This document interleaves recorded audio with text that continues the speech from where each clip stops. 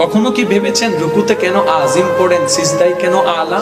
কখনো কি একবার ভেবেছেন হাত বাঁধার সময় আল্লাহু আকবার, রুকুতে যাওয়ার সময় আল্লাহু আকবার, সিজদায় যাওয়ার সময় আল্লাহু আকবার, বৈঠকের সময় আল্লাহু আকবার, রুকু থেকে ওঠার সময় কেন সামি আল্লাহ বলতে হয়? এটা কখনো ভাবার আমাদের টাইম? যার কারণে নামাজ পড়েছি বাটপারি কমে নাই। রব বলছেন as-salatu তানহা আনিল ফাহশাই ওয়াল মুনকার। আমি রব ফাইনাল ঘোষণা দিলাম, যার কাছে নামাজ থাকবে সে কখনো বাটপার হতে পারে না। বাস্তব চিত্রে দেখলাম নামাজি আছে, সুদুদি কমে নাই, নামাজি আছে, বাটপারি কমে নাই, নামাজি আছে, জায়গা দখলকারী কমে নাই। তাহলে আল্লাহর কথা তো মিথ্যা হয়ে গেল। রব বলে আমার কথা মিথ্যা নয়, তোমাদের ভিতর রেজাল্ট। তাহলে আপনি কি চান 10 জনের মতো হতে? আপনাকে তো পাল্টাতে হবে না।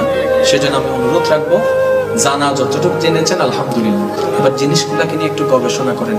রবের প্রেম যেদিন আপনার অন্তরে স্থান পেয়ে যাবে, আপনি সেই দিন থেকে পাক্কা মুসলমান হওয়া শুরু করবেন।